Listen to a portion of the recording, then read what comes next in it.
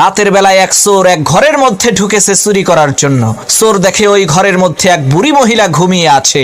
এখন চোরের নড়াচড়ার খসখসানি শব্দ শুনে হঠাৎ করে সেই বুড়ি মহিলার ঘুম ভেঙে গেল। চোর কয়, সর্বনাশ, ধরা বুঝি পড়েই গেলাম, এখন কি করি? এমন সময় সেই বুড়ি মহিলা সেই চোরকে বলল, বাবা, তোমাকে তো দেখে মনে হচ্ছে তুমি খুবই সম্ভ্রান্ত পরিবারের সন্তান, মনে হয় বড় কোনো বিপদে পড়ে এই চুরির পেশাকেই বেছে নিয়েছো।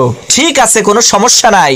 এই যে দেখো, আলমারির 3 নম্বর বাক্সের মধ্যে 5 ভরি স্বর্ণ আর 70,000 টাকা আছে, এগুলো তুমি নিয়ে যাও। আমি বাঁচবই আর কয়দিন, এত টাকা পয়সা দিয়ে আমি করবোটা কি? আর বাবা, তুমি যাওয়ার আগে আমার কাছে এসে একটু বসো।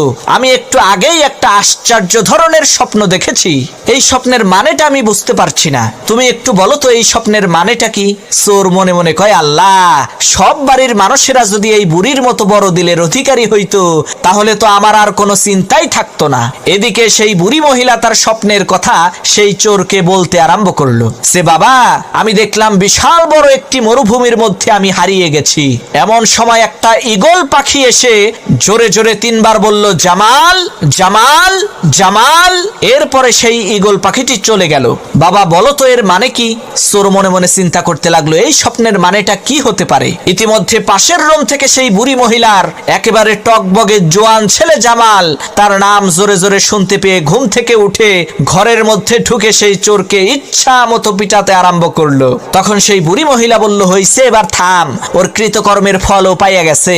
তখন সেই চোর বলল, না ভাই, থাইমো না, আমারে আরো মারো, যাতে ভবিষ্যতে আমার মনে থাকে শালারা আমি একটা চোর, স্বপ্নের ব্যাখ্যা করার কোনো জ্যোতিষী না।